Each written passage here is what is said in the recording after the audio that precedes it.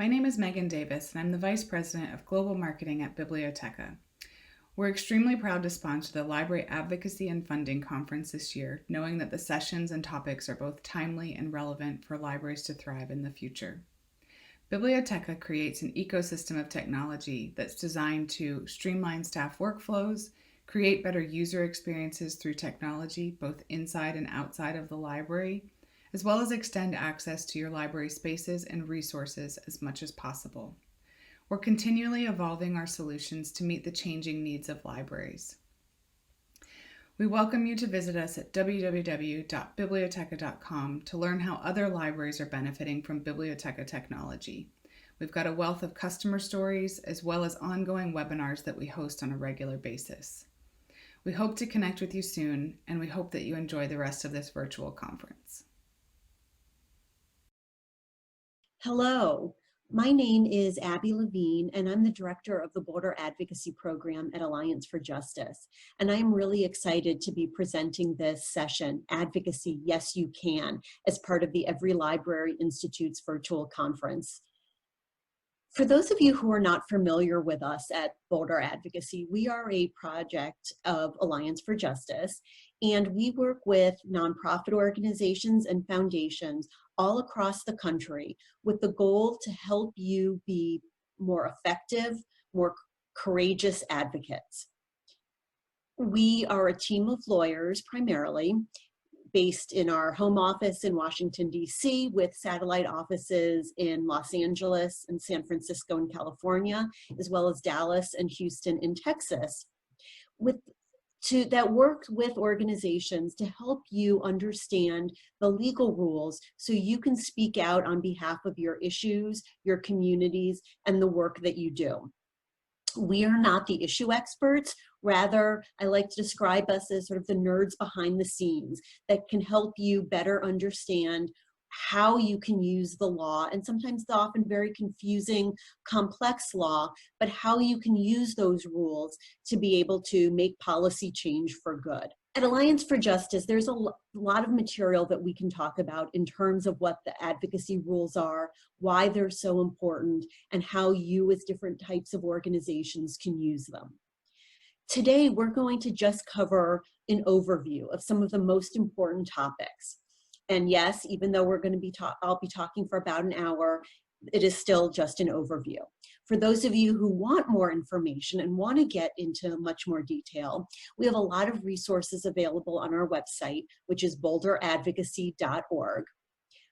We also have a technical assistance hotline where you can email us or call us every day, every business day with questions. I will give you our caveat that while we are lawyers, we can't be your lawyer and we don't represent organizations, but we love talking with groups and trying to sort of explain the rules and help you think about how they might apply to your work. And so again, thanks to the generous support of our funders, we're able to offer this as a service for free. So feel free to call us.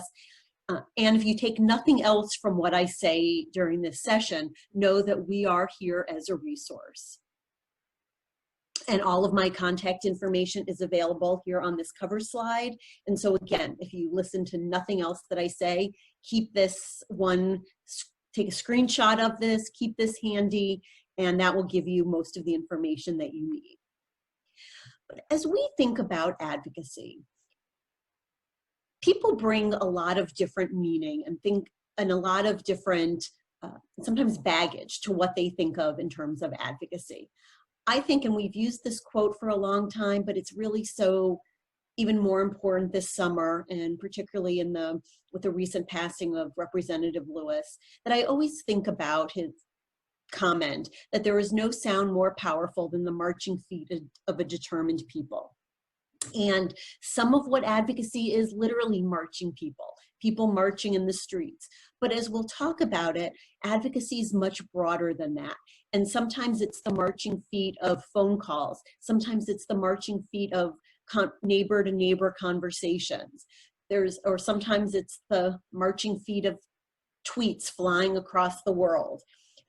As we'll get into, there's a lot of different types of advocacy, but what's really important about it and why we're presenting this session and what we hope you take from it is that advocacy is a really important role for all organizations, and it's one of the key strategies to be able to accomplish your goals and to further your mission. So today, what we're in a little bit more detail, what we're going to cover is an overview of different types of tax-exempt organizations and some of the basic advocacy rules. Then we will really get into more of a definition of how do we distinguish between advocacy, lobbying, and all sorts of other types of activities. And we'll really get into why do those distinctions matter. We will then start talking in a little bit more detail about lobbying. And for those of you who are now going, lobbying, well, we're a nonprofit, we can't do that. Again, deep breath, yes, you can. And as we'll talk about, the lobbying rules often allow us to do a lot more than we think we can. And then finally, we will talk a little bit about how organizations like ours can get involved this election season. And there's, again, so much that we can do, so we'll provide a brief primer on what's possible. So when we think about what we as organizations can do, there are a lot of different factors that go into play. One of those really important factors is what type of tax-exempt organization are we? What type of nonprofit are we? The term nonprofit is often used very broadly and often is a general term, and sometimes it's not used correctly by the media, by policymakers, even by those of us in the nonprofit sector. So in many cases, we need to drill down and find out what type of tax-exempt organization are we? What type of nonprofit are we? And there are almost 30 different kinds in the tax code. We will not go into all of those today. Primarily, we're going to talk about 501c3 organizations. And even within that, we'll talk about 501c3 public charities. Those are organizations like Every Library Institute, or my organization, the Alliance for Justice, or the ACLU of Ohio Foundation, or the Ohio Suicide Prevention Foundation. These are organizations that serve the broad public and serve a charitable, religious, educational, scientific purpose. In addition, 501c3 public charities receive their funding from a broad array of sources, and this set us out as public charities slightly different from other types of 501c3s like the Ford Foundation or the Gates Foundation. And we're not going to talk about grant makers today, but again, if you have questions on those, reach out to us at Boulder Advocacy. 501c3 organizations don't have to pay federal income tax, and in most states don't have to pay state income tax. But what's really great about 501c3 organizations is that we can receive tax-deductible contributions. So if people itemize on their taxes, contributions they make to 501c3 public charities can be deductible to them. And businesses can also receive tax deductions for giving to public charities. Public charities are really one of the few types of organizations that are eligible to receive these types of tax-exempt contributions. And that's what makes 501c3 organizations really, really important. There are other types of 501 organizations or 501c organizations that often work in the space that you may know about. So for instance, we at Alliance for Justice have an affiliated Alliance for Justice Action Campaign, which is a 501c4 social welfare organization. Every Library Institute is a 501c3, but it has an affiliated C4 organization, Every Library. There are also unions like SCIU or trade associations like the American Medical Association, and as 501c organizations. These organizations are also tax exempt, but contributions to them are not tax deductible. And it's much harder for these types of 501c organizations to raise money. But if you keep looking at this chart, you'll see that there are some differences and there's some trade-offs. So even though 501c3 public charities are able to receive tax-deductible contributions, they're more limited in how they can spend their money. So 501c3 public charities are limited in the amount of lobbying that we can do. The limits are actually pretty generous, and there's a lot that we can do, but there are some limits. On the other hand, these 501c organizations, the C4, C5, C6s, that don't receive tax-deductible contributions, they can spend their money in more ways. So they can do as much lobbying as they want. Again, on the flip side, 501c3 organizations that receive the tax-deductible contributions also cannot support or oppose candidates for public office. And that is a complete total prohibition. There's a lot that we can do in terms of engaging with the public, even engaging with candidates during election years. We can't support or oppose candidates, and we'll talk about where that line is later. But again, on the flip side, these 501c organizations can support or oppose candidates. They can endorse candidates, as long as doing so is not their secondary activity. And if you have more questions about that, we also have lots of resources on our website about 501c4 organizations, how 501c3s can work with affiliated organizations. So if you have questions on sort of any of these fundamentals about the differences between public charities and private foundations, know that we are available, and we are just a phone call or email away, and happy to talk about that in more detail. But what we're really going to focus on today is what is in this box. What can we as 501c3 organizations do? And what's considered to be lobbying, what's considered to be impermissible electoral activity, what's permissible electoral activity, and where do we draw those lines? Most of what we're going to be talking about has to do with federal tax law. That's the body of law that sets out and controls C3, C4, C5, C6 organizations. It is important, and every organization, no matter where you're located in this country, needs to follow federal tax law. And those rules will apply whether you're trying to influence federal, state, local, and frankly, even international policy. It's also important to know that the states also regulate lobbying. Every state, as well as Congress, have lobby disclosure laws where they want to know if an organization is spending a certain amount of time or money trying to influence policy. They want to know about it. And so every state has its own disclosure law that sets different thresholds in terms of when an organization or when a person needs to register. And they also define lobbying differently, different from each other and different from what we're going to talk about today in terms of federal tax law. So just know that these other laws are out there. And again, if you have questions about them, feel free to reach out to us. But what we're really going, again, we're going to really drill down in terms of talking about federal tax law. It's important to recognize that the law does not actually define the term advocacy. Rather, the tax law defines lobbying, and it essentially defines partisan political activity. And those are the two types of activity that it regulates. It limits how much lobbying we can do, and it says as C3 organizations, we can't engage in partisan political activity. But anything that does not fall within these two boxes, we can do as 501c3 organizations as much of as we want. And it's also really important, I would say the second piece that I hope you take from today's session is that while lobbying is a type of advocacy, not all advocacy is lobbying. And too often we see organizations using these terms synonymously. And we encourage you not to do so.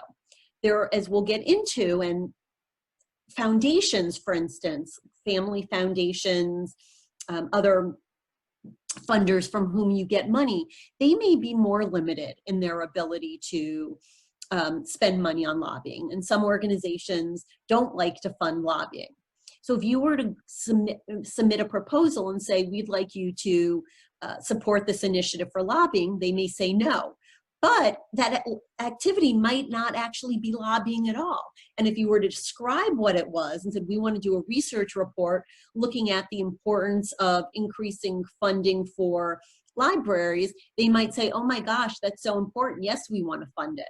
So again, language is really important. And again, we're going to spend some time really looking at what fits in this box, this lobbying box, and what doesn't. Because if it doesn't fit within the narrow definition of lobbying, it's not regulated and you can do it.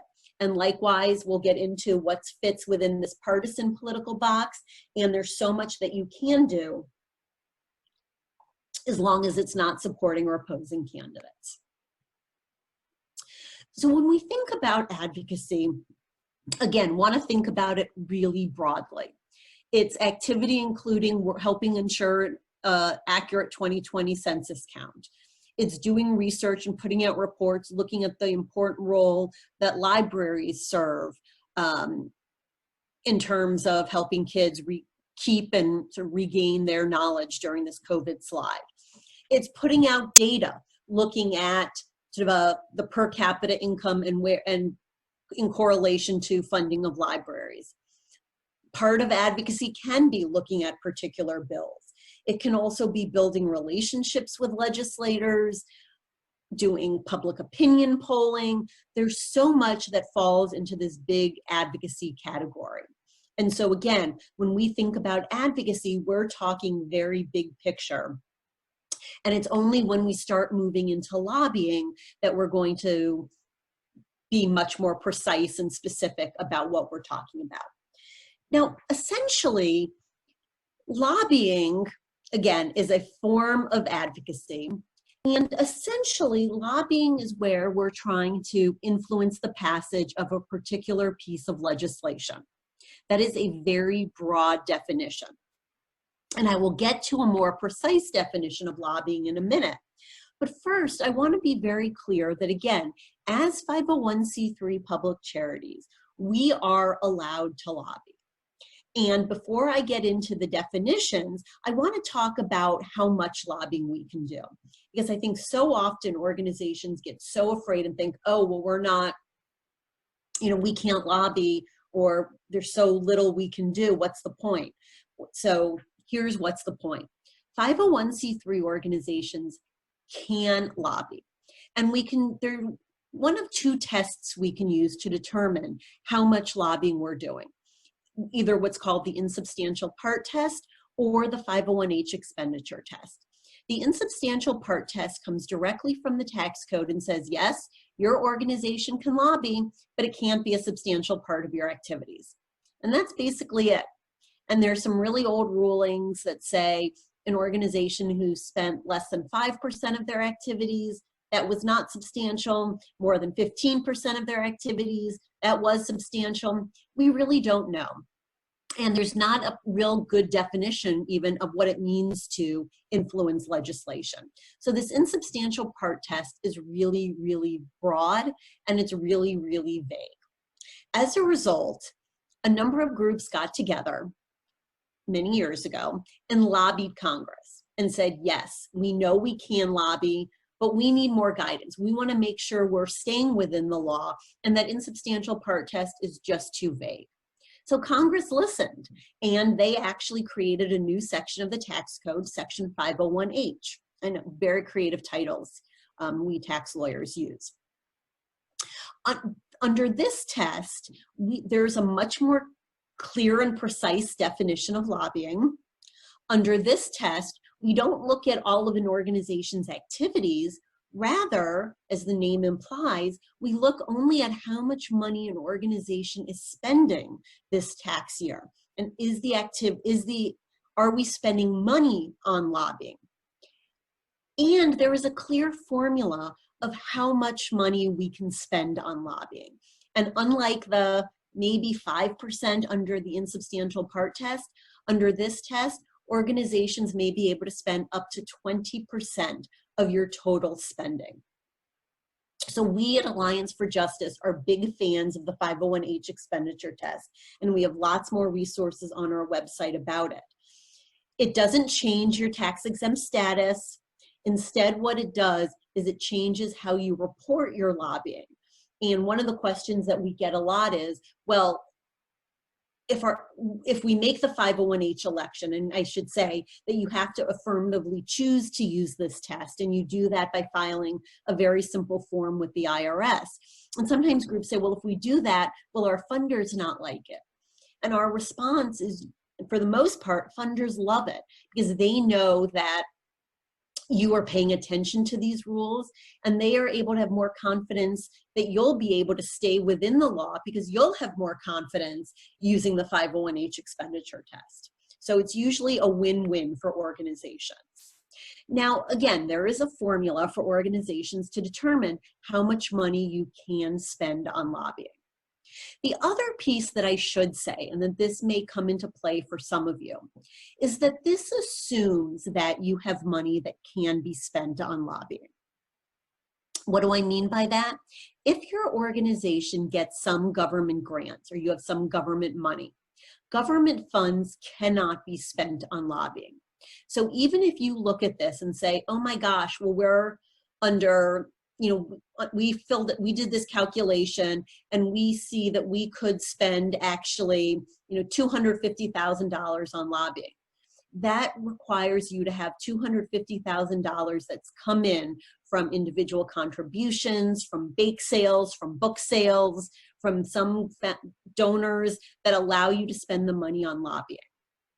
And so unfortunately, for some organizations, they'll go through and find that the tax law is actually not what limits how much lobbying we can do. It may be our funders. So it's important that you look at where your sources of funding are, and if you have any questions about that, to let us know.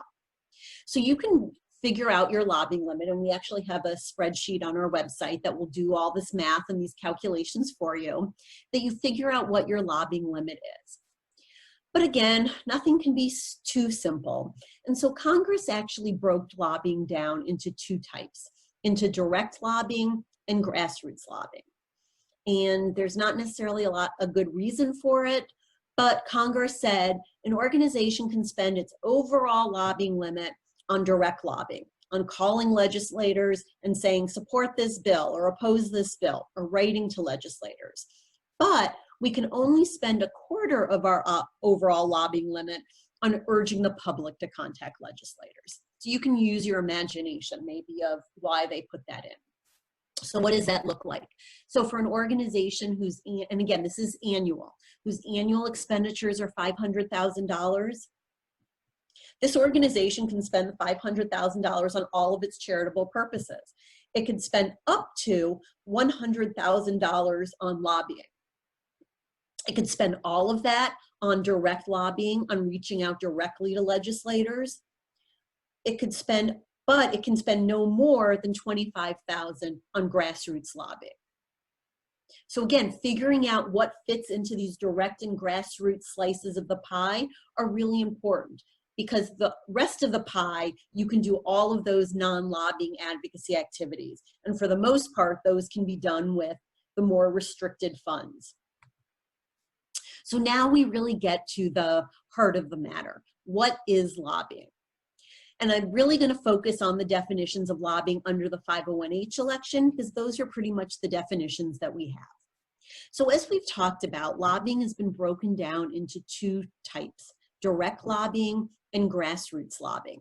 And I'm going to start by defining direct lobbying and go through all of the elements of it, and then we'll get to grassroots lobbying.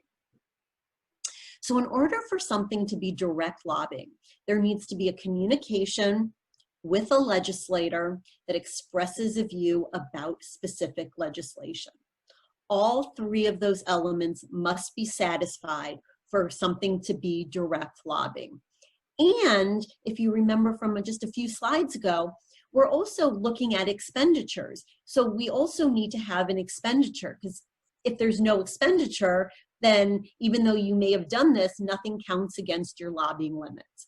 And so again, that's why public charities can do so much when you think about what you do through volunteers, what your unpaid board members do. They may be doing a lot, but there may not be expenditures, or there may not be high expenditures that go with it. So let's dig in even further. So we need to have a communication. A communication can be a phone call, it can be a tweet, It can be a personal meeting back when, if we ever have personal meetings again. Anything type can be a communication. Just because you're communicating doesn't mean you're lobbying. The communication needs to be to a legislator. And again, these are to legislators at every level of government, federal, state, local. They also include international legislatures or legislators as well. And they include not just the elected legislators, but also their staff. So communicating with a member of Congress or a congressional aide would be a communication with a legislator. Now, federal tax law has provided a slightly broad definition of legislator. It includes, as a legislator, any government official who participates in the formulation of legislation. Most of the time, we would say the president is not a legislator, right? But what role does the president have around formulation of legislation? The power to veto or sign a bill into office. So if you urge the president to sign a bill into office, you would be communicating with him as a legislator for that purpose. And so executive branch officials sometimes are legislators for these purposes, sometimes are administrators or executive branch officials. In addition, most of the time when we think about communicating to the public, it would fall under the grassroots category. But again, there's an exception, and that has to do with ballot measures. And it may be a tax levy, it may be a special library levy, it may be a constitutional amendment or a referendum. Different states have sort of used this in all different forms. But we can support or 501c3 organizations can get involved in ballot measures. But Congress says, or the tax law says, that the ballot measure is a piece of legislation, but who votes on whether the ballot measure passes or fails? Not our elected legislators, but the voters, the public. And so in this case, communicating with the public are considered, it's treated as if we're communicating with legislators, because members are legislators for the purposes of ballot measures. So it's sort of a weird rule. If you get involved in ballot measures, if you want to get more involved, let us know. Happy to talk more about that. But just know that most of the time when we think about legislators, it's members of the executive branch, except for this weird ballot measure rule. Now, not every elected official is a legislator. We elect school board members. In some communities, you elect sewer district members. However, most of the time, those bodies do not have full legislative authority. Rather, they are treated as special purpose bodies. So trying to influence a school board member may be a type of advocacy, but it may not be lobbying because you're not communicating with a legislator. So again, we need to be communicating with a legislator. But now, just because we're communicating with a legislator doesn't mean we're lobbying either. In order for us to be lobbying, we need to be expressing a view about specific legislation. So urging legislators to pass, in this case, HB numbered 15, would be a communication that's expressing a view about legislation. Legislation that's already been drafted is legislation. But it's also more than that. If you want legislators to introduce a bill, or maybe you don't want legislators to introduce a bill, that's considered to be specific legislation. Sometimes people say, well, a bill hasn't been introduced yet, so I know we're not lobbying. And again, if you're trying to draft legislation, if you're trying to find a sponsor for legislation, that you will be engaged in that expressing a view about specific legislation. The budget is a piece of legislation. Nominations that need to be confirmed by the Senate, like judicial nominations or cabinet secretary positions, those are also types of legislation.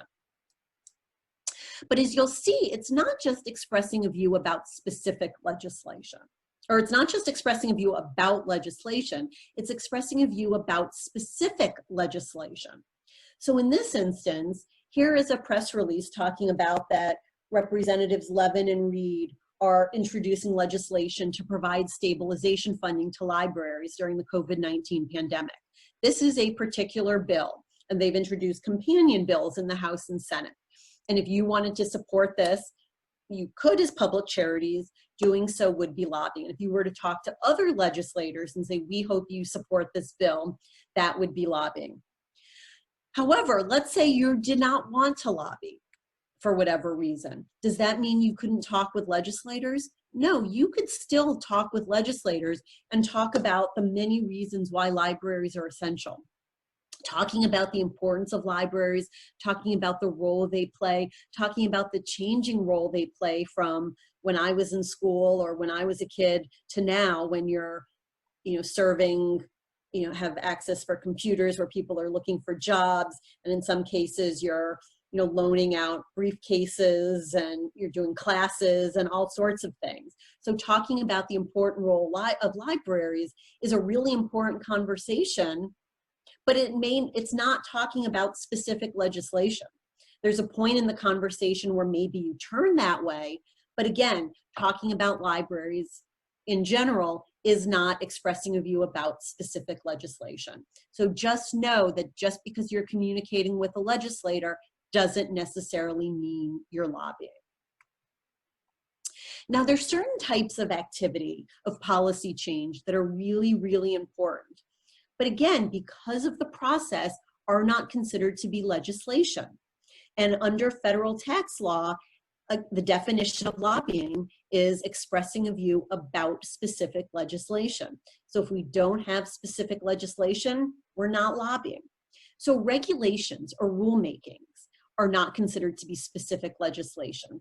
Executive orders or other executive action, not specific legislation. Seeking enforcement of existing laws, not specific legislation. And engaging in litigation, whether filing a suit, writing an amicus brief, not specific legislation.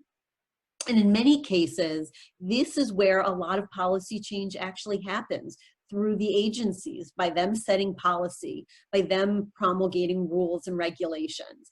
And you could spend all your time commenting on those rules, regulations, commenting on executive action, and it won't count as lobbying. So we've talked about direct lobbying. It's a communication with a legislator that expresses a view about specific legislation.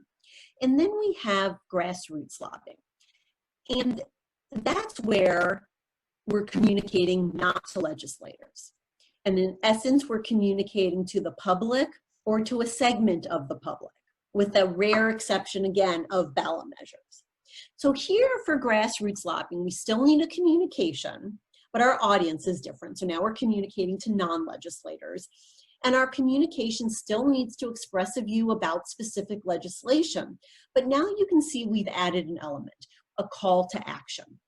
So if a communication does not have a call to action when it's going to the general public, and that's something on your website, an op-ed or letter to the editor, a radio or TV interview that you're doing, a table at the state fair, again, if we can ever go back to that, those are all communications to the public.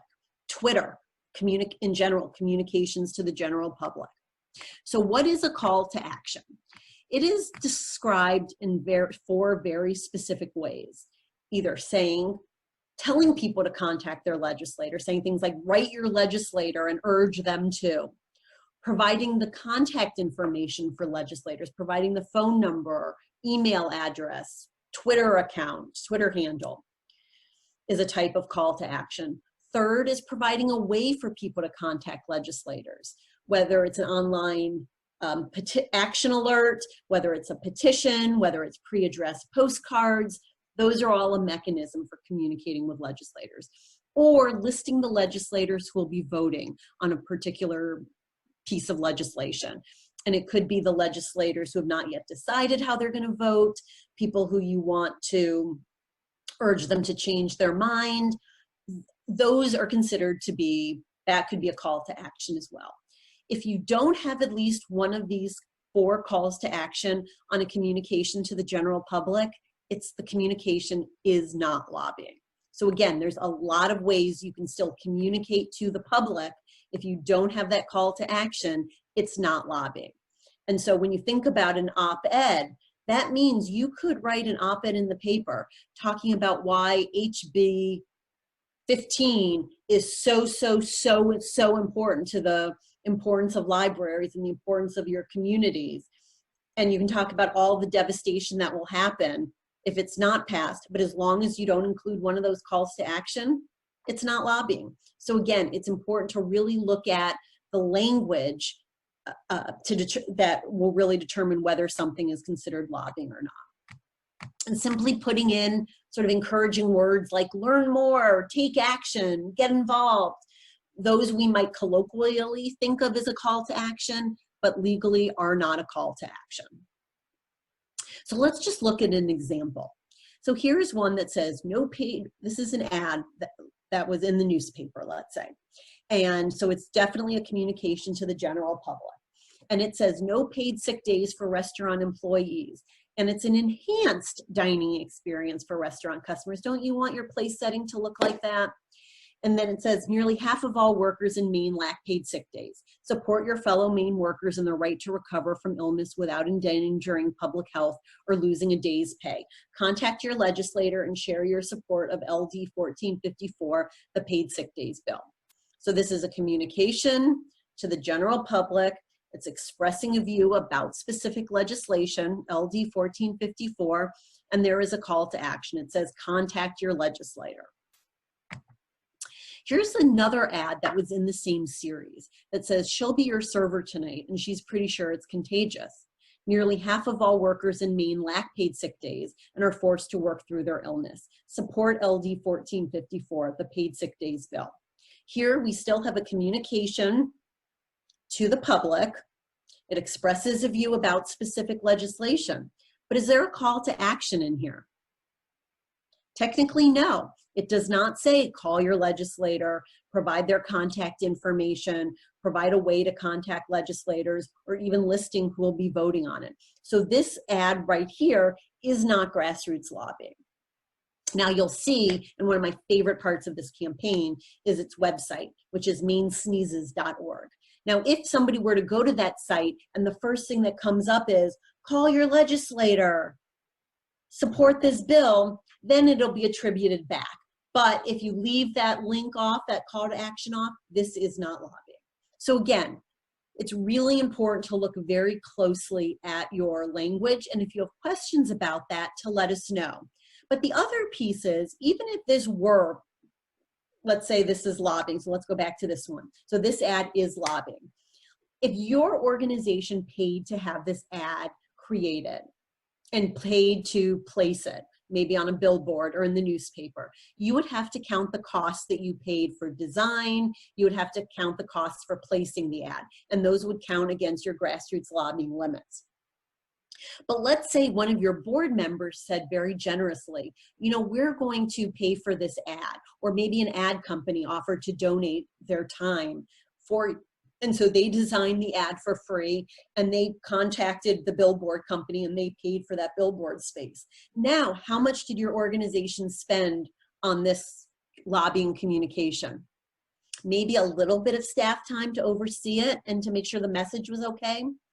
But in that example, you may still have the same communication, but you had very, very, very little expenditures. And so again, under the 501H expenditure test, we're looking not just is the communication lobbying, but we're also looking at how much did you spend on it. And particularly in this day and age of social media, of being able to post things on Facebook or Instagram or tweeting something out, the costs can be very, very little. So it's always important to think about those costs. Now, there are some activities that technically meet the definition of lobbying, but for various policy reasons have been carved out from the definition of lobbying. So for example, there is an exception where if your organization is invited to testify or to submit written testimony, and the invitation comes from the chair of a committee, you may not have to count all of your costs of preparing your remarks, or even traveling if there were travel costs involved.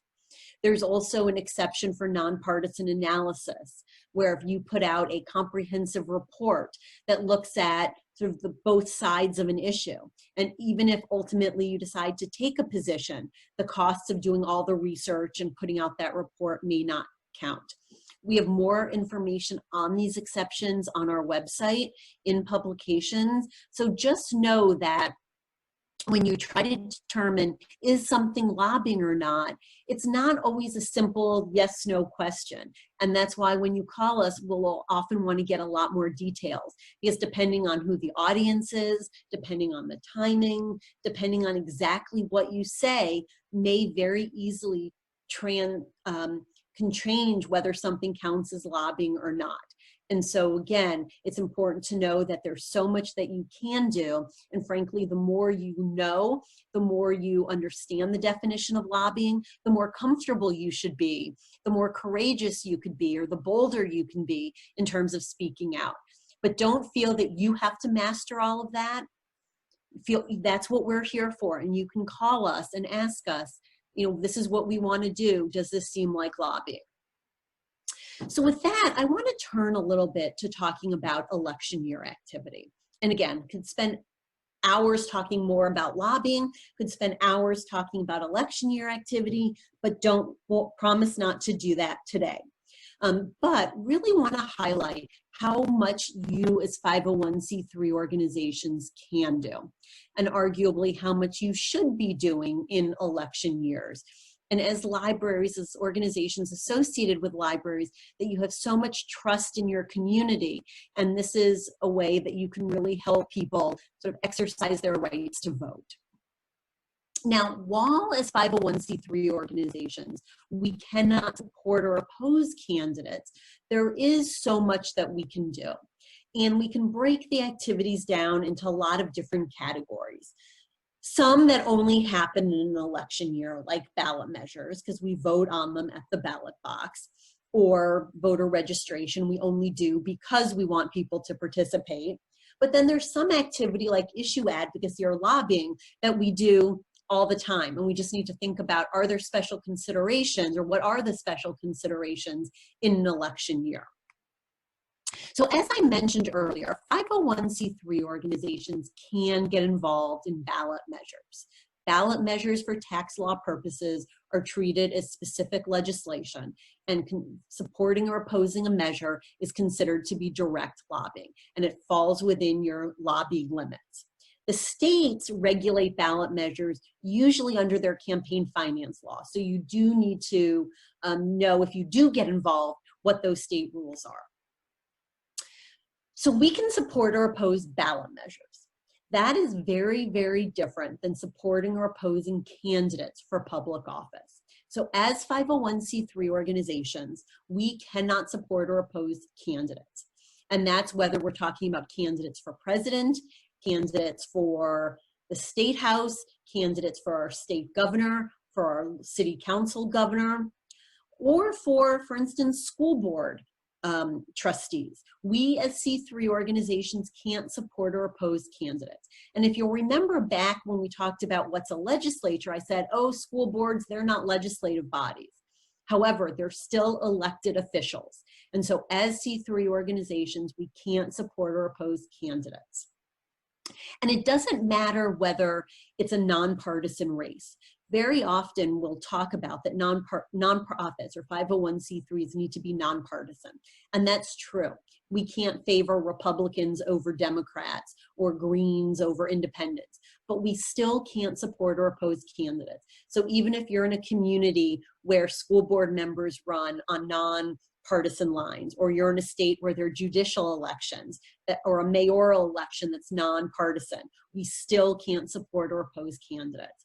And that also means that we can't say, well, we'll support any candidate who supports libraries. We don't care what party they're on. We just care that they agree with us. We still can't support or oppose candidates. Now, when we think about the rules and what we're allowed to do, in some way it seems like it would be pretty simple.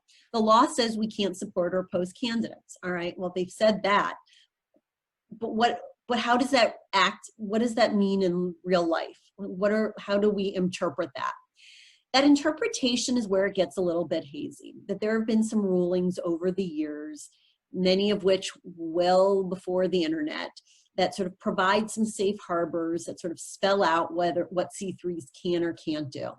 But there's a lot of activity that sort of falls in this gray. And so if we look at this cartoon, so much of what we as lawyers do will say, it depends. And if you call us, if you call your lawyer, a lot of it, and you say, can we do this? They'll say, well, it depends. Or how do we do this? They'll say, well, let's discuss it. Because there are so many different factors and features that go into play. And in fact, every ruling from the Internal Revenue Service, whether it's talking about how to put out a voter guide or host a candidate forum or engage with a candidate in any way, will say, but if any of these facts and circumstances change, or meaning if they're different, anything is different from what's laid out in the ruling, so may their answer be. So when we think about these facts and circumstances, often referred to as a smell test, there are sort of a whole list of facts and circumstances. These are many of them, but there's no finite list, and there's no sort of magic number or magic formula. And we've divided these out into what are some of the factors that tend to indicate that they're not political, meaning that non-political facts show that the communication is not intended to influence the election. It's not meant to be electioneering. Where political facts are those that show that it's more likely that its goal or that the impact of it will be to influence the election. And so political facts are not good for 501c3 organizations. It doesn't mean that you can never have a political fact, but those are the facts and circumstances that we need to look at. So as you look at this list, you'll notice that some of them has to do with timing. How close to the election are we? Or if you're putting out a statement, is it because of what a candidate said, or are you responding to a decision in a lawsuit that just came down that you really have no control over?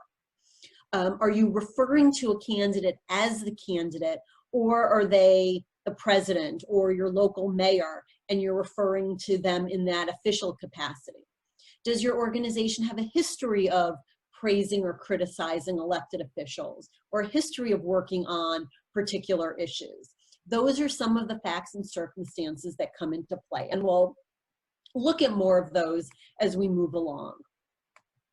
So again, some of the general guidance for 501c3 organizations is that we can talk about issues, and it's usually safer for us as 501c3 organizations to talk about the issues rather than criticizing or supporting the people that are running for office. So we want to keep our issues we want to keep our focus on the issues, not on the people. If we can stay away from talking about voters when we're talking about issues, that can often be better.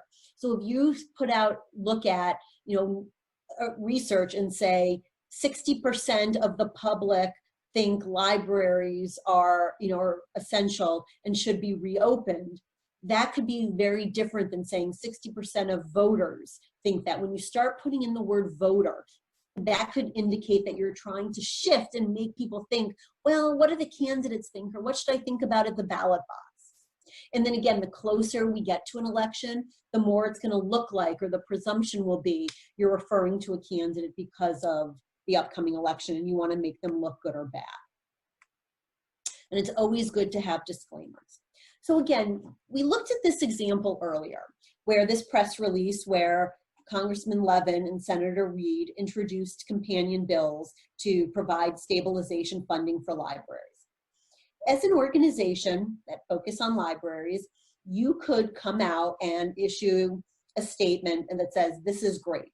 And even though Congressman Levine, as a member of the House, is always up for re-election, you could still praise him for putting out for introducing the bill. And as a C3 organization, you would want to put out your statement on or about July 2nd. So they introduced the bill on July 2nd. That's one of those temporal actions that if you, within the week, say we're so pleased to see that they introduced this bill that's so important and will be so important for our communities. And you want to talk about Congressman Levin. You don't want to say, candidate Levin. You don't want to talk about who Levin's opponent is and say, it's great that Levin supports libraries because his opponent sure doesn't. So again, you want to keep the focus on him as congressman and not tie it to the election. Likewise, so let's say you put out a statement on July 3rd, right after the bill was introduced. And now let's say there's been no movement on the bill, but it's something that he and his opponent are been squabbling over, that they have a lot of different differences in spending, and one of them has to do with spending for libraries or the use of tax funds. And so now the election's getting close, and now maybe 3 weeks before the election, you're like,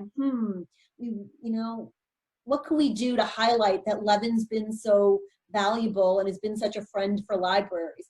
Can we now pin this or repost this statement to highlight how good he is?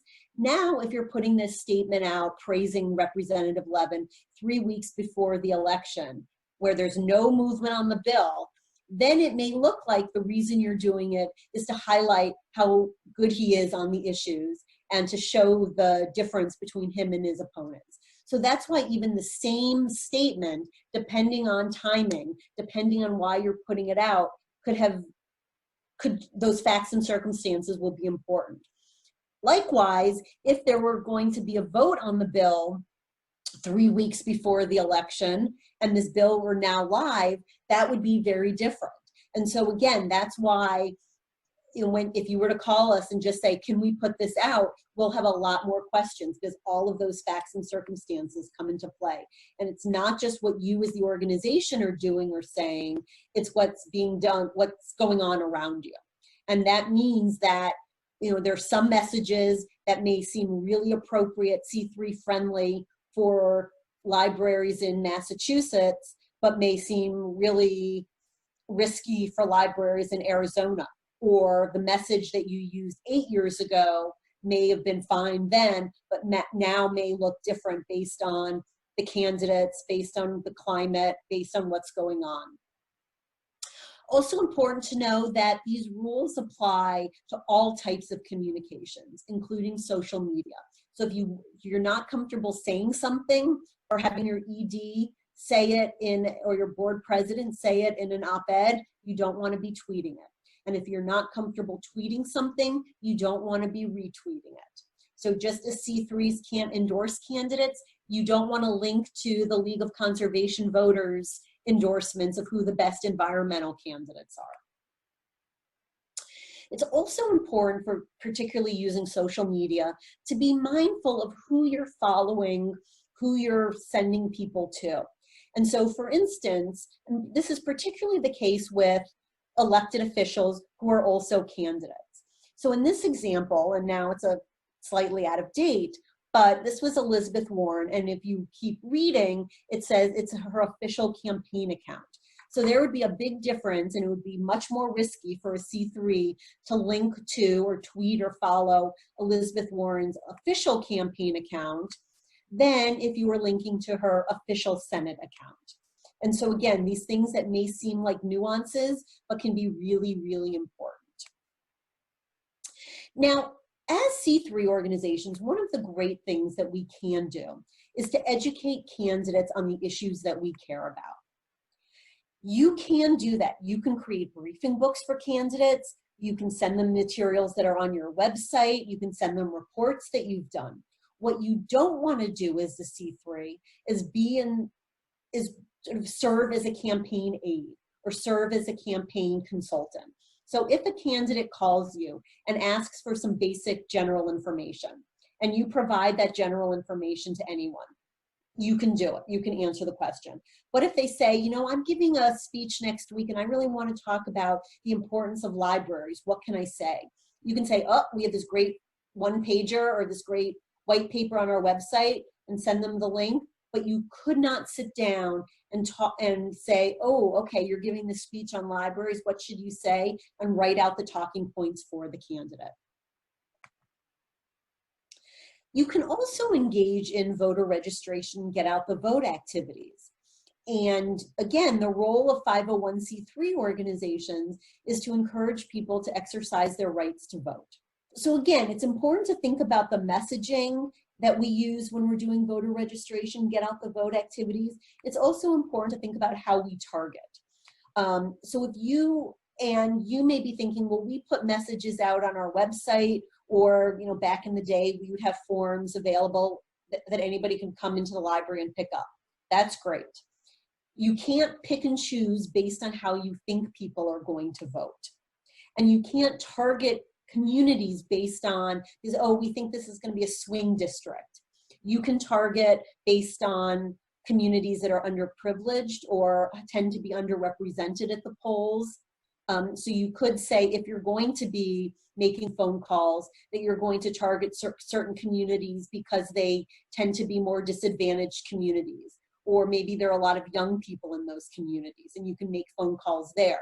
Or you can say, oh, we have a branch in this neighborhood. We're going to target people who live near the branch. You could not say, oh, we're going to go to a neighborhood, again, because we think it's a swing state. You also don't want to suggest how the messaging, or sort of connect the dots for people in terms of who they should vote for. So, and this is where it sometimes can get tricky. That you can certainly, as a 501c3, say you can have an impact on the decisions affecting your life, register to vote. But if you're in a community where one candidate is all about climate change and the other is a climate denier, saying vote green, register here, that could be seen very problematically. So again, you really need to look at the messaging, and in many ways, the more issues you can link together, the better. And if you have questions about that, let us know.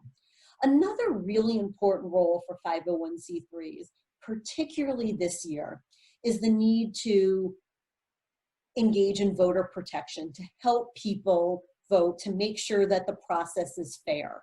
And so whether it's helping people understand who's eligible to vote, where they go to register, what the deadlines are, where their polling places are, what the process is.